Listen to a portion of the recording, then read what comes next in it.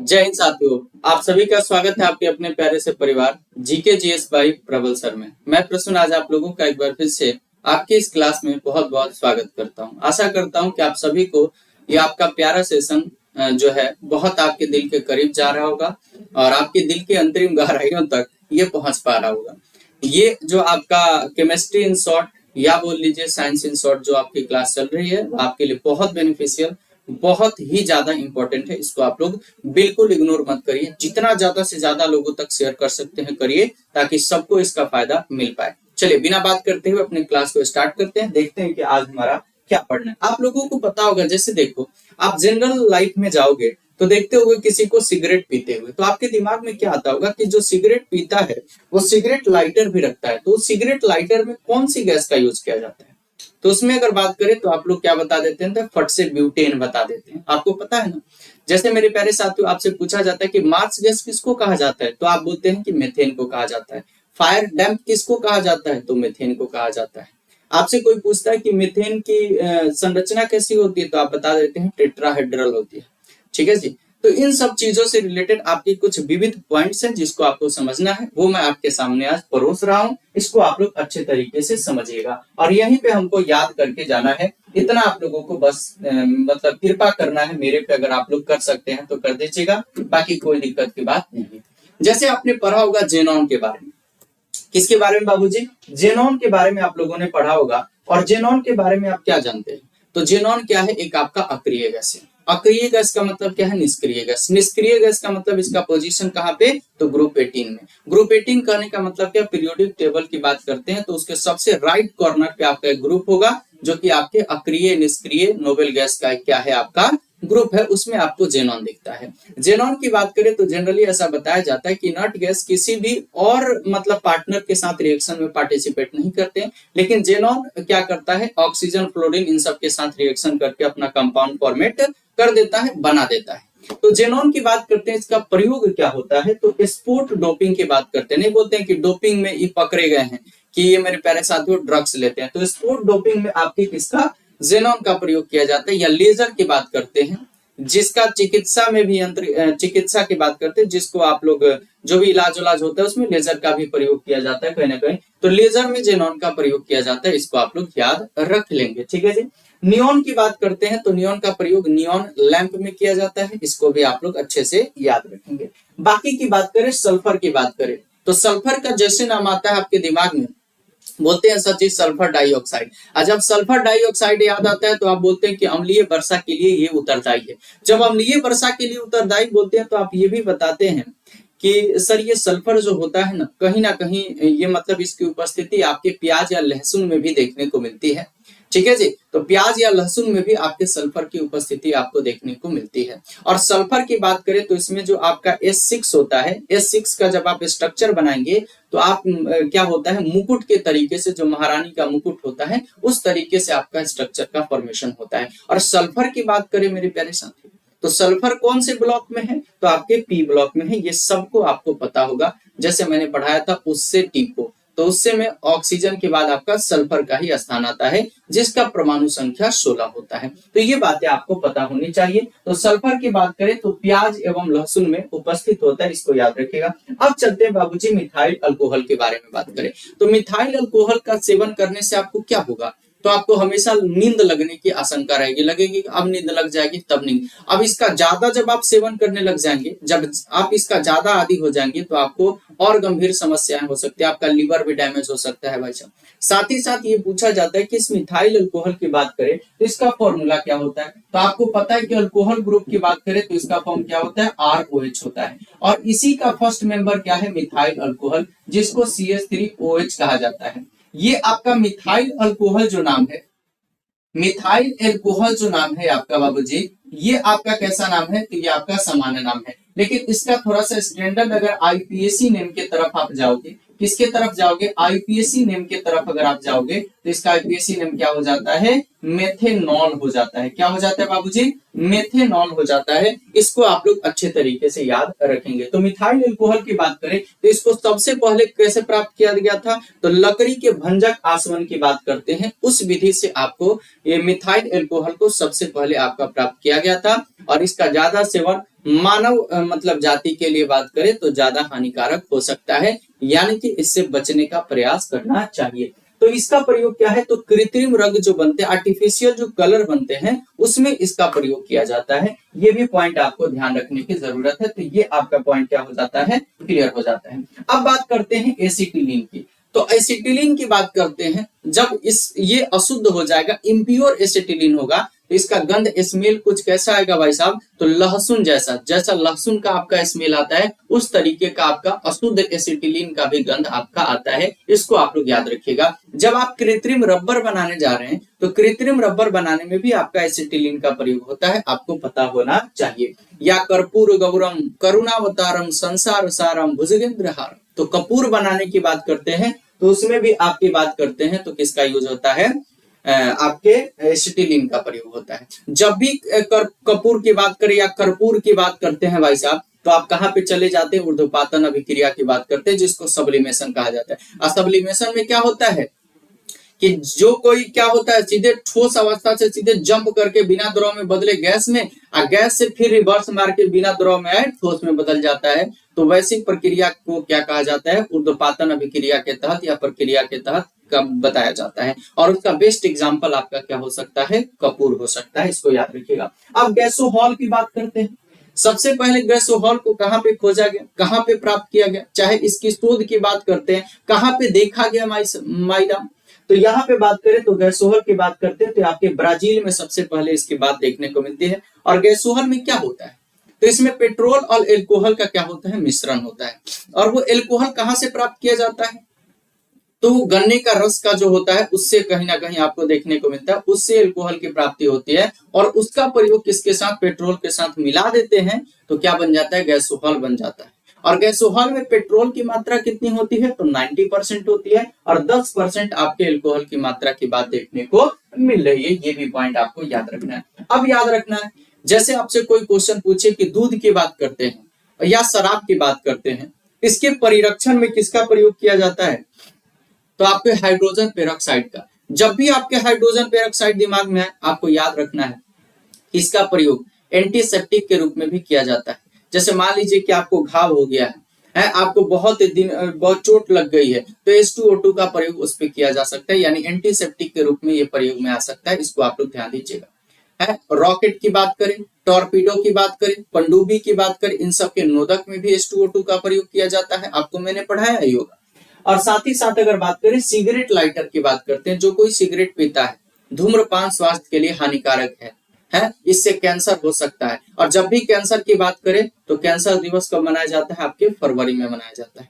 और कैंसर से संबंधित बातें किसमें की जाती है मेरे प्यारे साथियों, उसके स्टडी को क्या कहा जाता है, ऑन्कोलॉजी कहा जाता है। और जब कैंसर की बात करें तो ब्लड कैंसर का संबंध किससे है, तो आपके ल्यूकेमिया, ठीक है जी। और ल्यूकेमिया को ही क्या कहा जाता है, ब्लड कैंसर। और वो कब होता है, तो व्हाइट ब्लड सेल की बात करते हैं, WBC की मात्रा जब बढ़ जाती है तो आपके इसका शिकार आप हो जाते हैं। इसको आप लोग याद रखिएगा, जिसको आप कॉमनली ब्लड कैंसर के नाम से जानते हैं। तो सिगरेट लाइटर में ब्यूटेन का यूज होता है। अब ब्यूटेन कहाँ से आया भाई साहब, तो ये सेचुरेटेड हाइड्रोकार्बन का क्या है भाई साहब, पार्टनर, चेला है बोल सकते हैं। और सेचुरेटेड हाइड्रोकार्बन को ही क्या कहा जाता है, एल्केन। और एल्केन का चौथा नंबर पे ये पार्टनर कौन है, तो ब्यूटेन। ब्यूटेन का फॉर्मूला क्या होता है, तो C4H10 होता है, ठीक है जी। और इसका जब स्ट्रक्चर बनाएंगे तो यहाँ पे केवल सिंगल बॉन्ड का ही आपको कनेक्शन देखने को मिलेगा। ब्यूटेन में कोवेलेंट बॉन्डों की संख्या की बात करें तो आपको मैंने सिखाया था कि या तो कार्बन से एक कम कर दो और हाइड्रोजन में इसको ऐड कर दो। तो एक कम करोगे तो कार्बन यहाँ पे 3 हो जाएगा, और 10 3 क्या हो जाएगा, 13। यानी कि अगर ब्यूटेन में कोई सह संयोजक बंधनों की संख्या की बात करें तो 13 बताना है। प्रथम विश्व युद्ध में प्रयुक्त कौन से गैस की बात करते हैं, प्रथम विश्व युद्ध में मेरे प्यारे साथियों रासायनिक अगर आयुधों की बात करते हैं उन सब में अगर बात करें तो किसका प्रयोग हुआ था, तो मस्टर्ड गैस का प्रयोग हुआ था। तो प्रथम विश्व युद्ध में कौन से गैस का प्रयोग हुआ था, मुख्य रूप से अगर देखा जाए तो आपके मस्टर्ड गैस की बात करते हैं, ये भी आप लोग ध्यान रखेंगे। अब चलिएगा भाई साहब अश्रु गैस के बारे में। आप लोग रोते बहुत ज्यादा है, इसलिए मैंने अश्रु गैस ले लिया है। आप लोगों के रोने के कारण ही मैंने अश्रु गैस को यहाँ पे अपना साथी बनाया है। तो अश्रु गैस की बात करते हैं तो इसमें मुख्य रूप से आपके 3 देखने को मिलते हैं। पहला क्या है, अल्फा क्लोरो एसिटोफिनोन। दूसरा क्या है भाई साहब, दूसरे की बात करें तो आपका दूसरा है एक्रेलिन, और तीसरे की बात करें तो क्लोरोपिक्रिन। तो ये आपके तीनों अश्रु गैस के रूप में देखे जाते हैं। पहला कौन है, क्लोरोपिक्रीन, दूसरे की बात करें एक्रेलिन और तीसरे की बात करें अल्फा क्लोरोएसिटोफिनोन की बात करें। अल्फा क्लोरोएसिटोफिनोन का फॉर्मूला क्या होता है? तो C6H5। अगर बात करें COCH2Cl, क्या होता है? C6H5 COCH2Cl की बात करते हैं, इसको आप लोग याद रखिएगा। एक्रेलिन की बात करें तो C3H4O की बात करते हैं। अल्फा किसकी क्लोरोपिक्रीन की बात करते हैं तो ये आपका CCl3NO2 की बात करते हैं। किसकी बात करते हैं? CCl3NO2 की बात करें, और ये तीनों आपके अश्रु गैस के रूप में देखे जाते हैं। अब आपसे एग्जामिनर एक क्वेश्चन हमेशा करता है, कौन सा क्वेश्चन बाबूजी? क्वेश्चन आपसे ये पूछता है कि बताइए जल की अस्थायी कठोरता का कारण क्या है?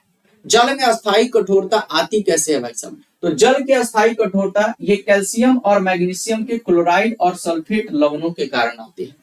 तो आप लोग क्या बताएंगे कि कैल्शियम और मैग्नीशियम की बात करते हैं कि क्लोराइड और सल्फेट लवणों के चलते मेरे प्यारे साथियों क्या होता है भाई साहब? जल में अस्थायी कठोरता आती है। तो किसी भी चीज में अगर कोई समस्या आ रही है तो उसको दूर करने का उपाय भी होता है। तो इसको दूर करने का उपाय क्या है भाई साहब? दूर करने का उपाय है Na2CO3 का घोल मिलाया जाता है। इसमें क्या मिलाया जाता है? Na2CO3 यानी कि सोडियम कार्बोनेट। और सोडियम कार्बोनेट कैसे प्राप्त होता है? तो जब सोडियम बाइकार्बोनेट को हम लोग गर्म कर देते हैं और इसी सोडियम कार्बोनेट के साथ 10H2O को जोड़ देंगे तो आपका धोने वाला क्या बन जाएगा? सोडा बन जाएगा। इसको आप लोग अच्छे तरीके से नोट कर लीजिएगा भाई साहब।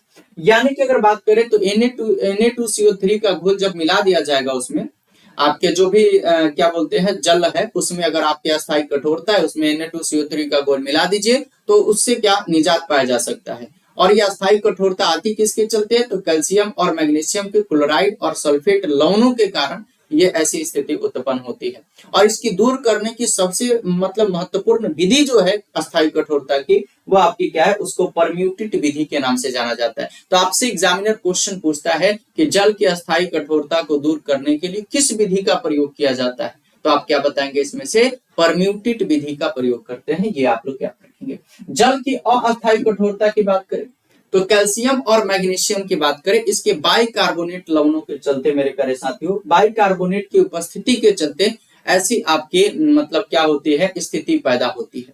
तो कैल्शियम और मैग्नीशियम के बाइकार्बोनेटों की उपस्थिति के चलते ही जल में क्या होती है? अस्थायी कठोरता आती है। और जल में अस्थायी कठोरता है उसको दूर करना है तो उसमें आपको चूना जल को क्या कर देना होगा? मिला देना होगा। जब जल क्या है उसमें अस्थायी कठोरता है उसमें आपने चूना जल को क्या कर दिया? मिला दिया, तो उससे आप निजात पा सकते हैं। और जल की अस्थायी कठोरता को दूर करने का जो सबसे महत्वपूर्ण विधि सबसे फेमस विधि है उसको क्लार्क विधि के नाम से जाना जाता है। कौन सी विधि के नाम से?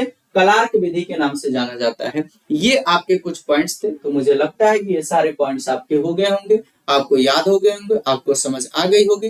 बाकी अगर कहीं भी इसमें आपको डाउट लगे बेझिझक आप पूछ सकते हैं। आपके लिए परिवार हमेशा खड़ा है, हमेशा खड़ा था और हमेशा खड़ा रहेगा। तो चलिए फिर मिलते हैं अगले क्लास में। तब तक के लिए आप सभी साथियों से लेते हैं विदा, फिर मिलेंगे। Thank you so much. जय हिंद साथियों।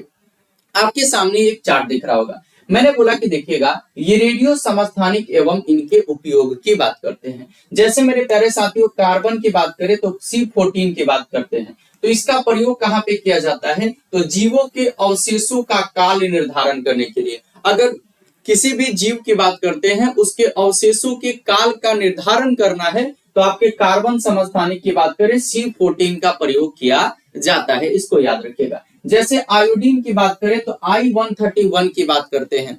तो I131 की बात करें मेरे प्यारे साथियों तो इसके बारे में आप लोगों को क्या याद रखना है कि ये ब्रेन ट्यूमर की चिकित्सा में इसका प्रयोग किया जाता है या थायराइड कैंसर के चिकित्सा में इसका यूज किया जाता है। तो अगर आपसे कोई क्वेश्चन पूछे कि आयोडीन के समस्थानिकों के प्रयोग के बारे में बात करें तो ब्रेन ट्यूमर की चिकित्सा में इसका प्रयोग और थायराइड कैंसर की चिकित्सा में इसका प्रयोग किया जाता है। I125 की बात करते हैं तो ये किस में प्रयोग किया जाता है? तो आंखों के कैंसर के चिकित्सा में। ठीक है जी। अगर मान लीजिए कि आपके आंख में कैंसर हो गया और उसके मेरे प्यारे साथियों चिकित्सा की बात करें, उसके आपके इलाज की बात करें तो उसमें आपका आयोडीन का समस्थानिक I125 का प्रयोग किया जाता है।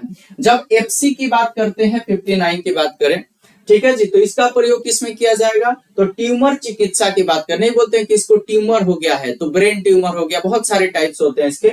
तो ट्यूमर चिकित्सा और एनीमिया का कारण जानने के लिए, और एनीमिया के बारे में आप लोगों को पता है, ठीक है जी। लोहे की कमी से आपको कौन सा रोग हो जाएगा, इसमें एनीमिया की बात करते हैं, इसको आप लोग अच्छे तरीके से याद रखिएगा, ठीक है जी। तो इसको आप लोग अच्छे तरीके से नोट कर लेंगे। सोडियम 24 की बात करते हैं, तो सोडियम 24 क्या है, रक्त परिसंचरण तंत्र में उत्पन्न दोषों को खोजने में, रक्त परिसंचरण तंत्र में आपका कोई दोष उत्पन्न हो गया, उसको खोजना है, तो आपके सोडियम के समस्थानिक सोडियम 24 Na24 का प्रयोग किया जाएगा।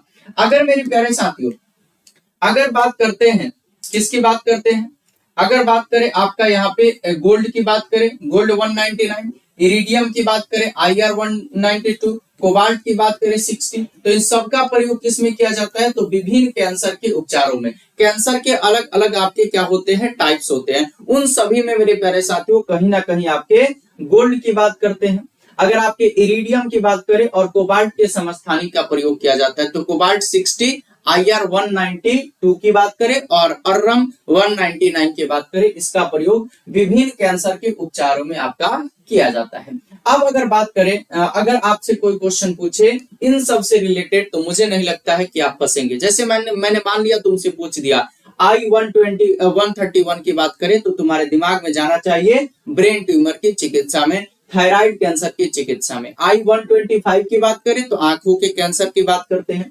FC59 तो ट्यूमर चिकित्सा और एनीमिया का कारण जानने में इसका प्रयोग किया जाता है। और Na24 की बात करते हैं तो आपकी बात करें रक्त परिसंचरण तंत्र में उत्पन्न दोषों को जानने के लिए। और कोबाल्ट की बात करें, इरिडियम की बात करें और साथ ही साथ आपके ऑरम की बात करें, तो इसके समस्थानिकों का प्रयोग आपके विभिन्न प्रकार के कैंसर के चिकित्सा में किया जाता है। इसको आप लोग अच्छे तरीके से याद रख लेंगे। चलेगा बाबूजी, अगला पॉइंट क्या है आपके सामने, और देखिए, जैसे मान लीजिए कि फास्फोरस का समस्थानिक है P32, P32 का प्रयोग कोई पूछ दे कहां पे किया जाता है, तो ल्यूकेमिया या रक्त कैंसर के इलाज में आपका P32 का प्रयोग किया जाता है। यूरेनियम यू की बात करते हैं मेरे प्यारे साथियों, तो यूरेनियम 238 की बात करें, इसका प्रयोग कहां पे किया जाता है, तो चट्टानों की आयु का निर्धारण, चट्टानों की आयु का निर्धारण करने में इसको आप लोग अच्छे तरीके से याद रखिएगा।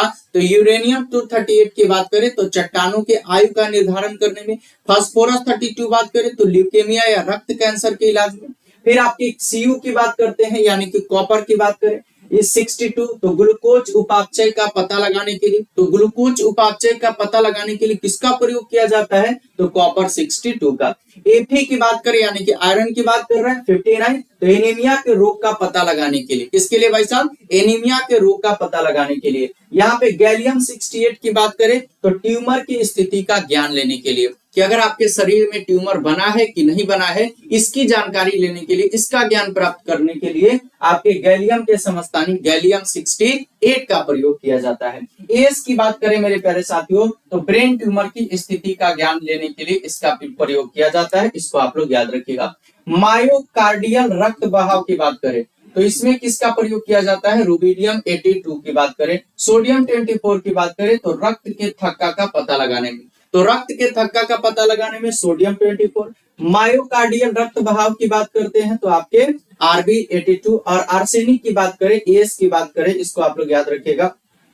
इसकी बात करें तो ब्रेन ट्यूमर की स्थिति का ज्ञान प्राप्त करने के लिए इसका प्रयोग कहीं ना कहीं आपका किया जाता है। करते हैं इसको आप लोग अच्छे तरीके से समझिएगा क्या क्या पूछ रहा है भाई साहब। तो पीतल क्या होता है, इसमें मुख्य रूप से आपके क्या होते हैं, कॉपर और जिंक की बात करते हैं।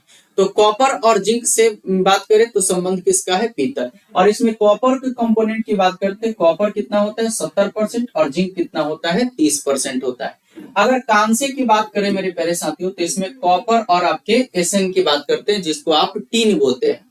तो कॉपर की बात करें तो 88% और टीन की बात करें तो 12% की बात करते हैं, इसको आप लोग याद रखिएगा। तो पीतल किससे किससे मिलके बना होता है, तो मुख्य रूप से देखा जाए तो कॉपर और जिंक से। तो कॉपर का कंपोनेंट पीतल में कितना, तो 70%, जिंक का कितना 30%। अगर मेरे प्यारे साथियों पे कांसा की बात करते हैं तो कॉपर और आपके टीन से, कॉपर का कितना परसेंट 88% और आपके टीन की बात करते हैं तो 12%, इसको याद रखिएगा। जर्मन सिल्वर का नाम आपने सुना होगा, तो इसमें कॉपर, जिंक और निकेल की बात करते हैं, मुख्य मतलब कंपोनेंट के तौर पे देखे जाते हैं, इनसे मिलकर ये बनता है कहीं ना कहीं। तो कॉपर की बात करें 50%, जिंक की बात करें 35% और निकेल की बात करें 15%। तो जल्वर सिल्वर में बताइए, कॉपर की बात करें 50%, जिंक की बात करें 35% और आपके निकेल की बात करें, एनआई की बात करें तो आपके 15% की बात करते हैं। इसको आप लोग ध्यान देंगे। यहाँ पे अगर ड्यूराल्यूमिन की बात करते हैं, ड्यूराल्यूमिन की बात करते हैं तो इसमें एल्युमिनियम आ जाता है, इसमें अगर बात करें तो कॉपर आ जाता है, इसमें अगर बात करें तो सिलिकॉन आ जाता है, इसमें अगर बात करें तो मैग्नीशियम और इसमें क्या आ जाता है, मैंगनीज। और सबसे ज्यादा इसमें परसेंटेज की बात करें तो देखो एल्युमिनियम का, यानी कि कहीं ना कहीं ये क्या करेगा, लीड करेगा। इसको आप लोग अच्छे तरीके से याद रखिएगा। तो कोई आपसे पूछे कि ड्यूराल्यूमिन की बात करते हैं तो इसमें कौन कौन से रहते हैं, तो पीछे से आना, मैग्नीज हो गया, मैग्नीशियम हो गया, सिलिकॉन हो गया, कॉपर हो गया, एल्युमिनियम हो गया। तो एल्युमिनियम, कॉपर, मैग्नीज, मैग्नीशियम और आपके सिलिकॉन की बात करते हैं। और इसमें अगर बात करें, अब क्या है, गन मेटल। गन मेटल में क्या होता है, कॉपर होता है, आपके एसएन होता है और जिंक होता है। एसएन का मतलब आपने टीन समझना है। तो कॉपर 88%, 10% आपका क्या हो गया, एसएन हो गया और 2% आपका क्या होता है, जिंक होता है। इसको आप लोग याद रखिएगा। तो ये आपका पीतल हो गया, बताइए कॉपर प्लस आपका जिंक हो गया। अगर आपसे कोई कांसा पूछे तो कॉपर प्लस टीन हो गया। अगर आपसे जर्मन सिल्वर पूछे तो कॉपर जिंक के साथ आपका निकेल हो गया। अगर आपसे कोई ड्यूराल्यूमिन पूछे तो इसमें आपका क्या आ जाएगा, एल्युमिनियम आ जाएगा, फिर आपका कॉपर आ जाएगा, फिर क्या आ जाएगा, मैग्नीशियम आ जाएगा, फिर आपका क्या आ जाएगा, मैग्नीज आ जाएगा, फिर क्या आ जाएगा, सिलिकॉन आ जाएगा। ये आपका ड्यूराल्यूमिन हो गया। फिर आपके गन मेटल की बात करें तो कॉपर हो गया, फिर आपके टीन हो गया और इसके साथ आपका जिंक हो गया। तो कॉपर, टीन और जिंक मिलके गन मेटल का फॉर्मेशन करेगा। इसको आप लोग याद रखेगा। अब आ जाइए नेक्स्ट पॉइंट पे। अब आपके क्या है, मुद्रा धातु की बात करते हैं। जो आपकी मुद्रा होती है, कॉइन्स होता है। तो मुद्रा धातु में क्या होता है, कॉपर, एसएन और आपका पी। कॉपर, एसएन का मतलब टीन और पी मतलब फास्फोरस। तो कॉपर इसमें 95%, टीन आपका कितना होता है, 4% और आपका फास्फोरस कितना परसेंट, 1% होता है। इसको याद रखिएगा। इसमें मेजॉरिटी में हमेशा देखिएगा तो हमेशा आपका कहीं ना कहीं मेटल ही दिखेगा। इसको याद रखिएगा। डच मेटल की बात करते हैं तो इसमें कॉपर और जिंक का मिश्रण। यहाँ पे अगर बात करें तो कॉपर आपका कितना, 80% और जिंक आपका 20%।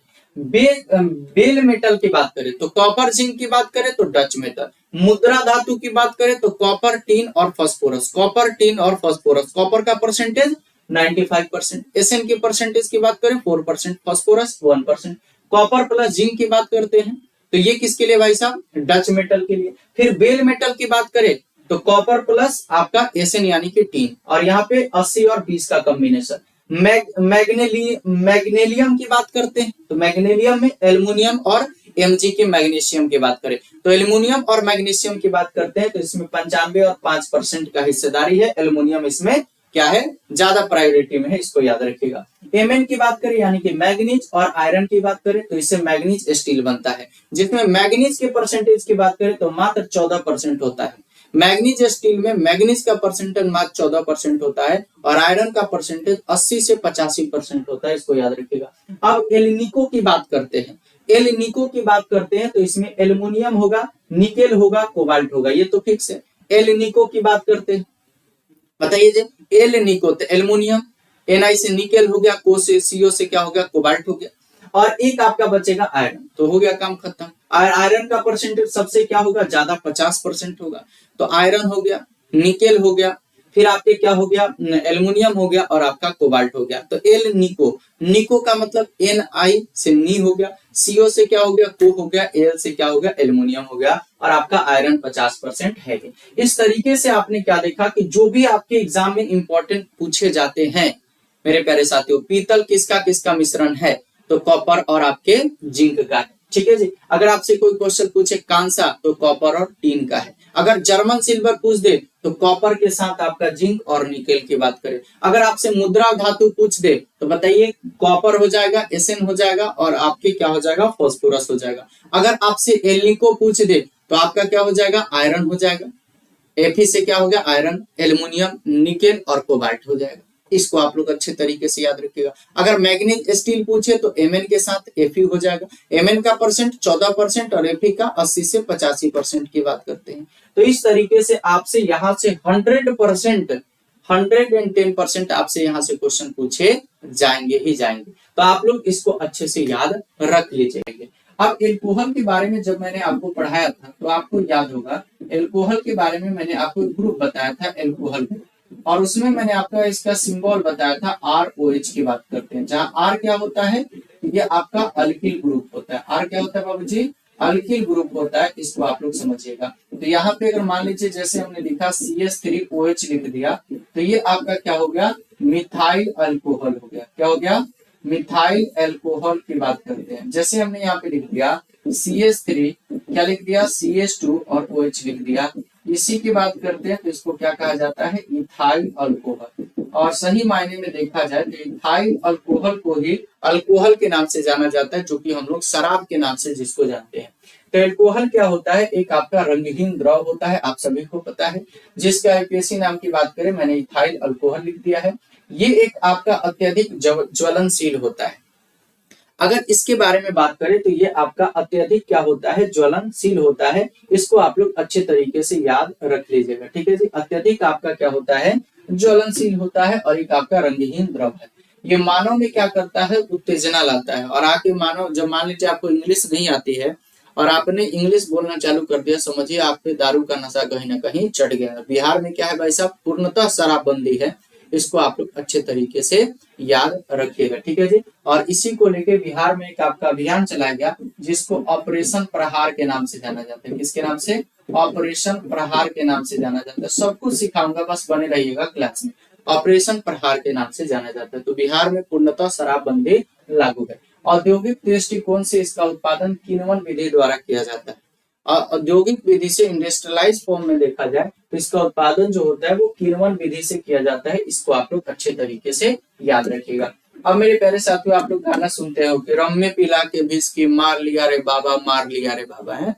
तो आपको ये बात समझना जरूरी है कि अल्कोहल की प्रतिशत मात्रा जो होती है, पेय पदार्थों की बात करते हैं। जैसे नहीं कोई बोलता है मैं विस्की पीऊंगा, कोई बोलता है नहीं मैं रम पीऊंगा, कोई बोलता है कि नहीं भाई साहब मैं पोर्ट एंड सॉरी पीऊंगा, है। कोई बोलता है कि मैं बियर पीऊंगा, कोई बोलता है कि मैं साइडर पीऊंगा, कोई बोलता है कि मैं शैंपेन पीऊंगा, है। तो इन सब की बात की जाती है। तो आपको ये पता होना चाहिए कि इसमें अल्कोहल की मात्रा कितनी होती है। जैसे आप विस्की की बात करते हैं, और विस्की किसका बनता है भाई साहब, तो जौ का। विस्की किसका बनता है, जौ का। तो विस्की में अगर बात करें तो इसमें अल्कोहल की प्रतिशत मात्रा आपके 40 से 50% होती है। कितना, 40 से 50% अल्कोहल की मात्रा विस्की में होती है। और किससे बनता है, जौ से। तो पहला पॉइंट क्लियर हो गया। दूसरे की बात करें मेरे प्यारे साथियों, तो ब्रांडी की बात करें, और ब्रांडी किससे बनता है भाई साहब, अंगूर। ब्रांडी किससे बनता है, अंगूर। और अंगूर का संबंध किससे, वीटी कल्चर। किससे संबंधित है भाई साहब, वीटी कल्चर से संबंधित है। इसको आप लोग याद रखिएगा। तो ब्रांडी की बात करते हैं तो इसमें आपका 40 से 50% आपके अल्कोहल की मात्रा होती है। विस्की में भी 40 से 50, लेकिन विस्की में किसके, जौ की बात की जाती है, और ब्रांडी में आपके अंगूर की बात की जाती है। फिर उसके बाद रम की बात करते हैं, तो रम किसमें किसकी उपस्थिति होती है, शीरा से बनता है, शीरा। और इसमें आपके अगर बात करें, अल्कोहल की बात करें, तो 45 से 55% इसमें अल्कोहल की मात्रा आपकी होती है। फिर जीन की बात करते हैं, ये किससे बनते हैं, मकई की बात करें, और इसी में किसकी मात्रा मिला दी जाती है, अल्कोहल की। और अल्कोहल की मात्रा की बात करें तो कितनी भाई साहब, तो 35 से 40%। फिर बियर की बात करते हैं तो इसमें किसकी उपस्थिति होती है, जौ की। और इसमें आपके कितना, 3 से 6% जो होता है अल्कोहल की मात्रा मिलाई जाती है। इसलिए बोला जाता है कि बियर पी सकते हो काम चलाने के लिए, लेकिन हई सब दारी लेकिन पियोगे तो ये मानव में उत्तेजना प्रकट कर देगा। जैसे विस्की हो गया, ब्रांडी हो गया, रम हो गया, तो भाई साहब गाना सुनवाने लगेगा रम वाला। जीन हो गया भाई साहब वो। अब उसके बाद किसकी बात करते हैं, पोर्ट एंड सॉरी की बात करते हैं। इसमें अंगूर होता है, अंगूर की उपस्थिति। और ये आपका 20 से 25% आपका इसमें अल्कोहल होता है। साइडर की बात करें, ये सेब से बनता है, और इसमें अगर बात करें तो 2 से 6%, यानी कि साइडर का भी आप यूज कर सकते हैं, बियर का भी यूज आप कर सकते हैं, ठीक है जी। शैंपेन की बात करें तो ये अंगूर से निर्मित होता है, और इसमें अगर बात करें तो 10 से 15% आपके अल्कोहल की भी मात्रा इसमें मिली होती है। इसको आप लोग याद रखिएगा। अब मैंने यहीं पे एक आपके लिए चार्ट बना दिया है, यहीं पे आपके लिए मैंने एक चार्ट बना दिया है। इसको थोड़ा सा आप लोग समझने की कोशिश कीजिए। और वो चार्ट क्या है भाई साहब, तो वो चार्ट ये बताने की कोशिश कर रहा है कि किसका पीएच वैल्यू कितना होगा। तो पीएच स्केल किसने दिया भाई साहब, सोरेनसन नाम के साइंटिस्ट दिया। और पीएच वैल्यू की अगर बात करते हैं, किसकी बात करते हैं भाई साहब, अगर पीएच वैल्यू की अगर बात की जाती है तो पीएच वैल्यू क्या होता है, किसी भी मतलब बिलियन का पीएच मान, उस बिलियन में उपस्थित H+ आयनों की सांद्रता के लघुगणक का ऋणात्मक मान होता है, ये आपने पढ़ा होगा। ठीक है जी। क्या बताया कि किसी भी विलयन का पीएच वैल्यू निकालना है तो उस विलयन में उपस्थित H प्लस आयनों की सांद्रता के लघुगणक का ऋणात्मक मान ही उसका पीएच वैल्यू होगा। और इस पीएच स्केल को देने का काम किसने किया? सोरेनसन ने। और आपके एग्जाम में कुछ महत्वपूर्ण पीएच वैल्यू पूछ लिए जाते हैं, जैसे अम्ल वर्षा का पीएच वैल्यू 5.6 होता है। कितना होता है भाई साहब? 5.6 होता है। इसको आप लोग अच्छे तरीके से याद रख लेंगे। ठीक है जी।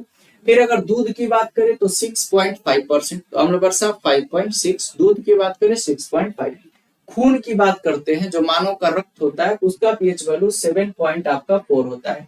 आंसू की बात करते हैं मेरे प्यारे साथियों, और आज ही मैंने आपको बताया कि पीएच वैल्यू क्या होता है, इसमें किससे रिलेशन है। और क्वेश्चन कहीं एग्जाम में पूछा हुआ था, मैंने शायद देखा था कि आंसू का पीएच वैल्यू कितना होता है? 7.3, मानव रक्त का 7.4, दूध का 6.5, अम्ल वर्षा का 5.6। चूना जल की बात करते हैं भाई साहब, तो चूना जल का कितना होता है? 11। टमाटर रस की बात करते हैं, टोमेटो रस जो पीते हैं आप लोग 4.1। पसीना की बात करते हैं, पसीना का कितना होता है? 4.5। टमाटर रस का 4.1, 4.5 इसका पसीना, 4.1 टमाटर। फिर उसके बाद चूना जल 11, आंसू 7.3, मानव रक्त 7.4, दूध 6.5। अब आइए सिरका की बात करते हैं। सिरका किसमें यूज होता है? तो अचारों के परिरक्षण के लिए यूज होता है, जिसको विनेगार कहा जाता है। और 5 से 8% एसिटिक एसिड को सिरका कहा जाता है। नींबू रस की बात करते हैं तो इसका 2.5। पीत की बात करते हैं मेरे प्यारे साथियों तो 7.5 से 8.5 के बीच में। शुद्ध जल की बात करें 7, और पेशाब की बात करते हैं, जो मूत्र होता है, यूरिन होता है, उसकी बात करें तो उसका 6 होता है। ठीक है जी। तो ये आपके सारे पॉइंट्स थे जिसको मैंने समझाने का पूरा पुरजोर प्रयास किया है। बाकी द्रव्यों की कठोरता की बात करते हैं, द्रव्यों के कठोरता के मापन की बात करते हैं। यहाँ जरा सा सुधार लेंगे, द्रव्यों की कठोरता के मापन का बात करते हैं।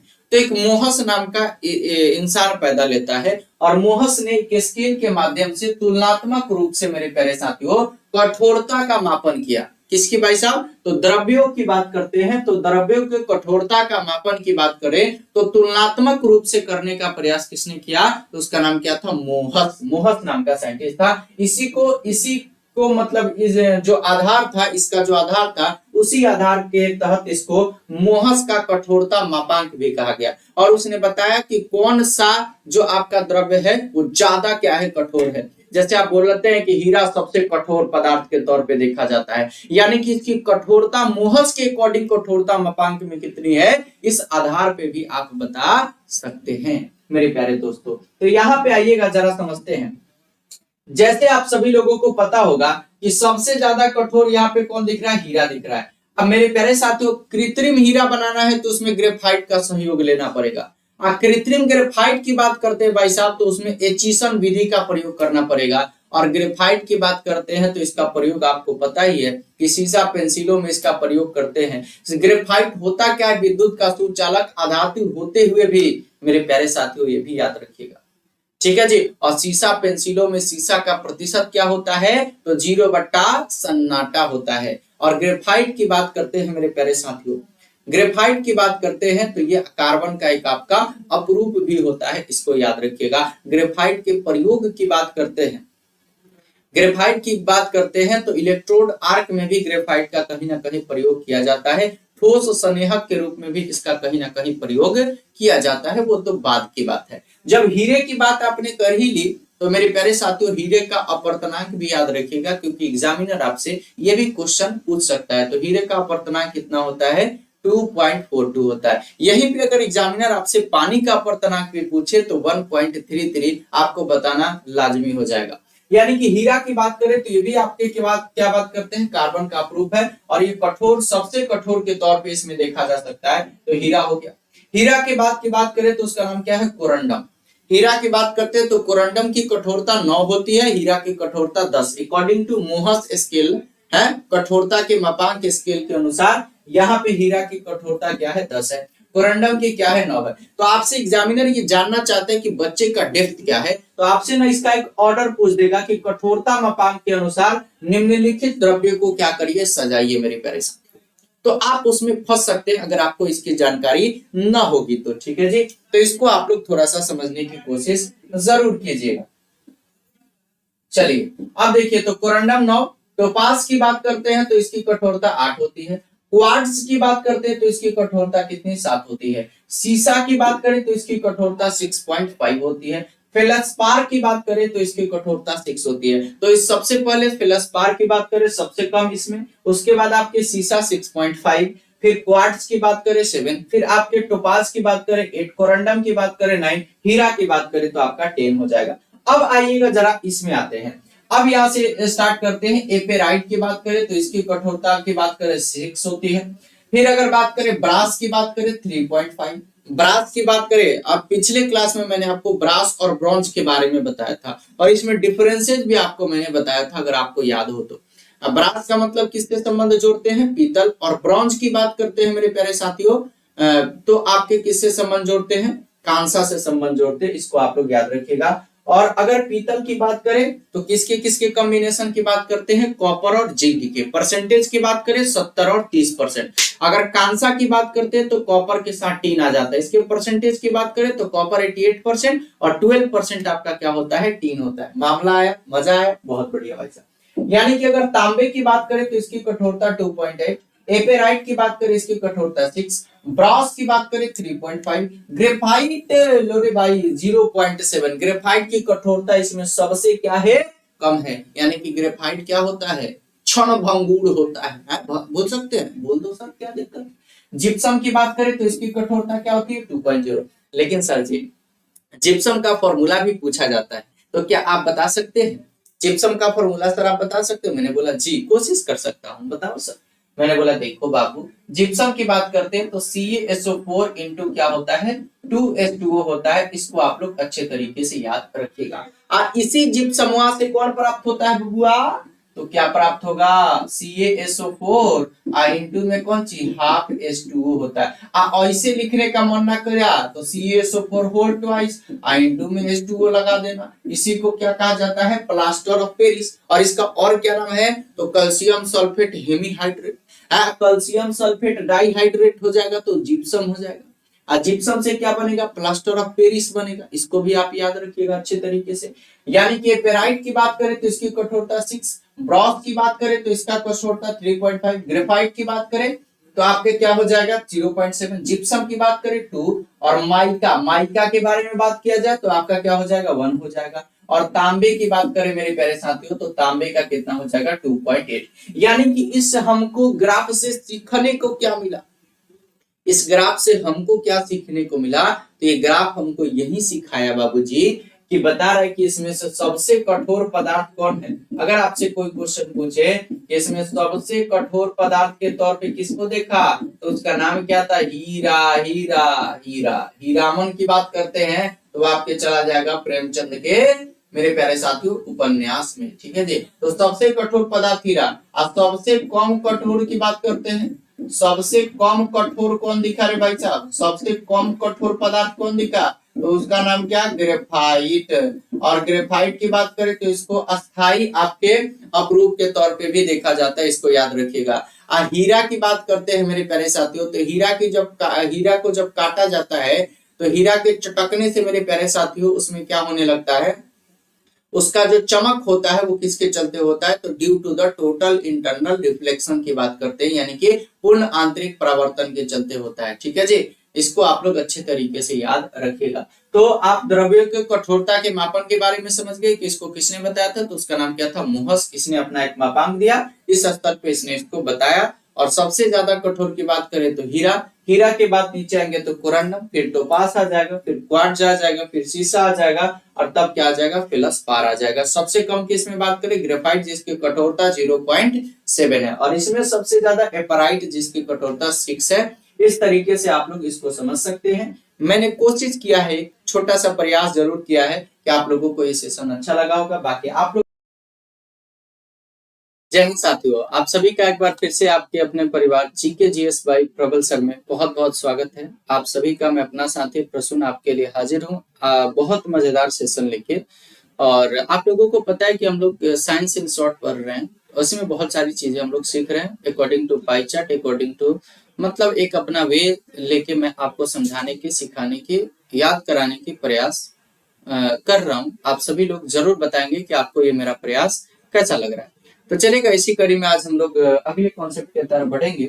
और आज हम लोग सबसे पहले ये देखेंगे, थोड़ा सा आप लोग कंसंट्रेट करिएगा चीजों को, सारी चीजें यहाँ पे याद हो जाएगी और यहाँ से आपके एग्जाम में 110% क्वेश्चन बनते हैं और बने भी हैं। इसको आप लोग अगर देखेंगे तो सारी चीजें आपको क्लियर हो जाएंगी। सबसे पहला पॉइंट मेरा क्या है कि मानव शरीर में अगर बात किया जाए तो मानव शरीर में पाए जाने वाले तत्वों के प्रतिशत के बारे में चर्चा की जाती है। ये आपसे ऑर्डर भी इसका पूछ लिया जाता है, तो अगर आपके इसके परसेंटेज के बारे में आपकी अच्छी पकड़ हो, अच्छी ग्रिपिंग हो, तो आप नहीं फंस सकते हैं, जहां तक मुझे पता है। तो चलेगा, अभी देखते हैं। सबसे पहले अगर बात करें इसमें तो ऑक्सीजन की बात आती है। जब भी आप ऑक्सीजन की बात करते हैं तो याद रखिएगा कि मानव शरीर में सबसे ज्यादा मात्रा में पाए जाने वाले तत्वों में अगर देखें तो ऑक्सीजन का स्थान पहले नंबर पे आता है।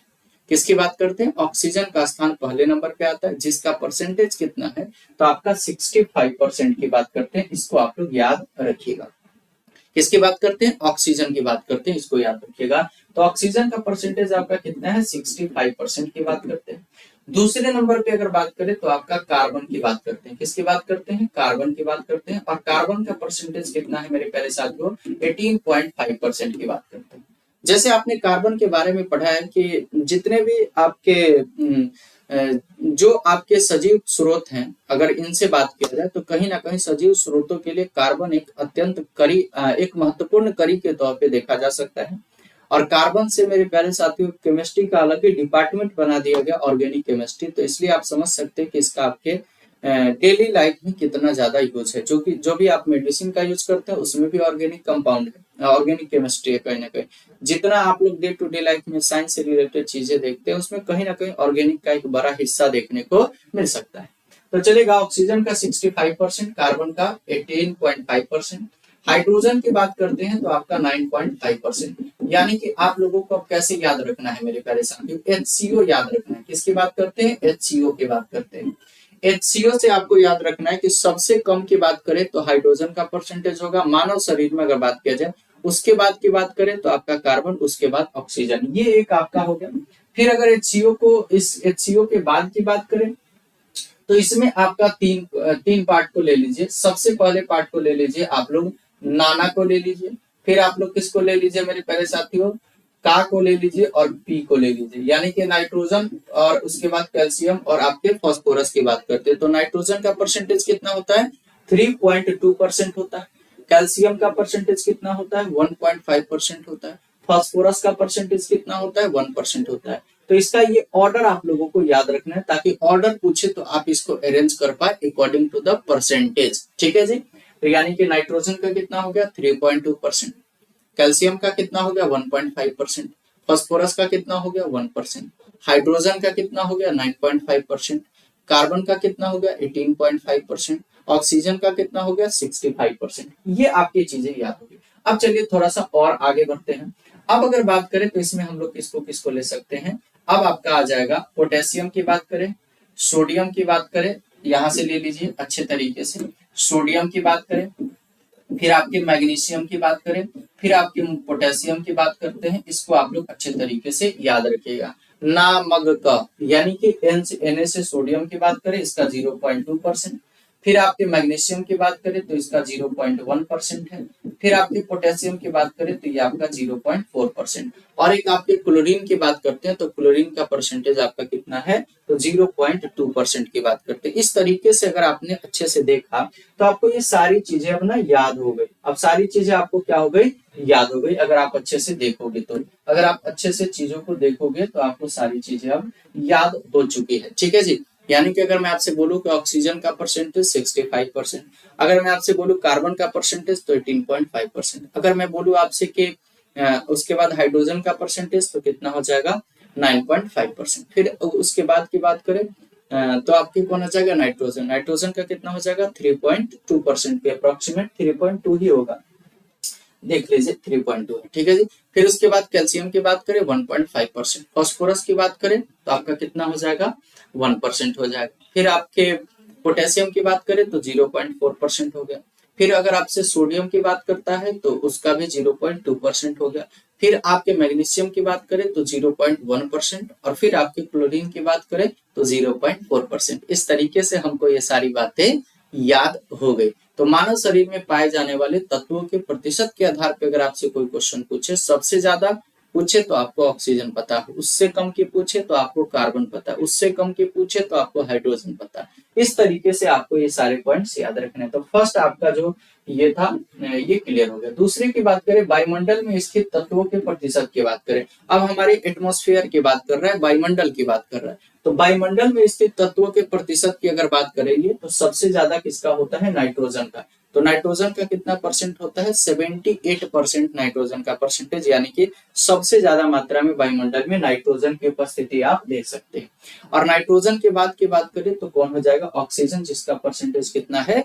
तो 21%। तो बताइएगा, नाइट्रोजन की परसेंटेज की बात करें वायुमंडल में तो 98%, 98 बोल रहा हूँ, सॉरी 78%। और ऑक्सीजन की बात करें तो आपका 21% की बात करेंगे। अब आर्गन की बात करते हैं, और आर्गन क्या है भाई साहब? तो आपका इनर्ट गैस है, हेने आकर जेरॉन।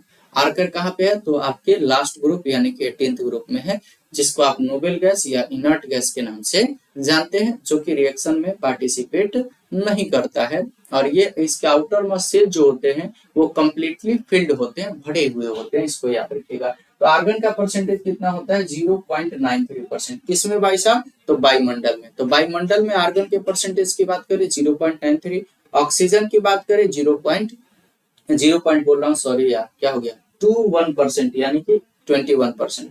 यानी कि नाइट्रोजन की बात करें 78%। फिर आपकी बात करते हैं नियॉन की। नियॉन का परसेंटेज कितना होता है? 0.0018। नियॉन का परसेंटेज वायुमंडल में 0.0018 होता है। अगर हाइड्रोजन की बात करें तो 0.001%। तो 0.0018 किसका भाई साहब? नियॉन का। हाइड्रोजन की बात करें 0.001%। फिर अगर आपसे आर्गन की बात करें तो 0.93%। अगर आपसे ऑक्सीजन की बात करें तो 21%। अगर आपसे नाइट्रोजन की बात करें 78%। मेथेन की बात करें तो मेथेन की बात करते हैं, जिसको फायर डैम्प के नाम से जाना जाता है। इसका फॉर्मूला CH4 होता है, इसी को मार्स गैस के नाम से भी जाना जाता है। और सेचुरेटेड हाइड्रोकार्बन की बात करते हैं, एल्केन समूह में इस प्रथम आपका क्या है? सदस्य है, इसको भी आप लोग याद रखिएगा। और दलदली क्षेत्रों में बात करते हैं तो इसकी उपस्थिति को देखा जा सकता है। अगर आप किसी भी आपके क्या है कोयला खदान है या कोई भी चीज है, उसमें विस्फोट कराने के लिए आपको मीथेन का प्रयोग किया जा सकता है। इसको भी आप लोग अच्छे तरीके से याद रखेंगे। CO2 की बात करते हैं तो इसका परसेंटेज कितना होता है? 0.03%। CO2 यानी कि कार्बन डाइऑक्साइड, जो कि ग्लोबल वार्मिंग का प्रमुख घटक है, इसका परसेंट कितना होता है? 0.03%। इसको आप लोग याद रख लेंगे। अब आइएगा हम लोग एक बार इसका रिवीजन करते हैं। तो वायुमंडल में तत्वों के अगर प्रतिशत की बात करें, सबसे ज्यादा नाइट्रोजन 78, दूसरे नंबर पे ऑक्सीजन 21%, फिर उसके बाद आर्गन की बात करें 0.93%, फिर उसके बाद मेरे प्यारे साथियों CO2 की बात करें तो 0.03%, फिर उसके बाद नियॉन की बात करें तो 0.0018%, फिर हाइड्रोजन की बात करें 0.001% की बात करते हैं। और साथ ही साथ अगर मेथेन की बात करें तो अल्प मात्रा में इसकी भी उपस्थिति देखी जा सकती है। इसको आप लोग अच्छे तरीके से याद रखेंगे। अब आइए भूपर्पटी में पाए जाने वाले तत्वों का प्रतिशत। अगर भूपर्पटी में तत्वों के प्रतिशत की बात करें तो सबसे ज्यादा कौन सा देखने को मिलता है? ऑक्सीजन की बात करें। और ऑक्सीजन क्या है भाई साहब? एक आपका अधातु है। और ऑक्सीजन की जब भी बात करते हैं तो इसके 3 फॉर्मेशन होते हैं। एक आपके होते हैं ऑक्साइड, दूसरे की बात करें तो इसको क्या कहा जाता है? Super oxide. और तीसरे की बात करें तो इसको क्या कहा जाता है? पेरोक्साइड की बात करते हैं। Oxide, super oxide and peroxide, ये इसके फॉर्मेशन होते हैं, इसको याद रखिएगा। और ऑक्सीजन की बात करते हैं तो इसका परसेंटेज 46.6%, अप्रोक्सीमेटली 47% भी आप कह सकते हैं, भूपर्पटी में पाए जाते हैं। तो भूपर्पटी में सबसे ज्यादा मात्रा में पाया जाने वाला तत्व ऑक्सीजन। दूसरे नंबर पे अगर बात करें तो उसका नाम क्या है? सिलिकॉन। और सिलिकॉन क्या है? आपका एक उपधातु है। उपधातु का मतलब जिसमें धातु और अधातु दोनों के गुण कहीं ना कहीं मौजूद दिखाई देते हैं। यानी कि सिलिकॉन की बात करते हैं तो सिलिकॉन का परसेंटेज कितना है? 27.7%। 27.7% किसका है? सिलिकॉन का है। फिर एल्युमिनियम की बात करें, अगर कोई क्वेश्चन ऐसे पूछे कि भूपट्टी में पाए जाने वाले, अगर बात करें धातुओं में सबसे ज्यादा कौन सी धातु की प्रतिशत मात्रा होती है, तो एल्युमिनियम। कितना? 8.1% होती है। ठीक है जी। और आयरन की बात करते हैं तो 5%। फिर उसके बाद कैल्शियम की बात करते हैं तो 3.6%। फिर से आइए एक बार, फिर सोडियम की बात करें तो 2.8%।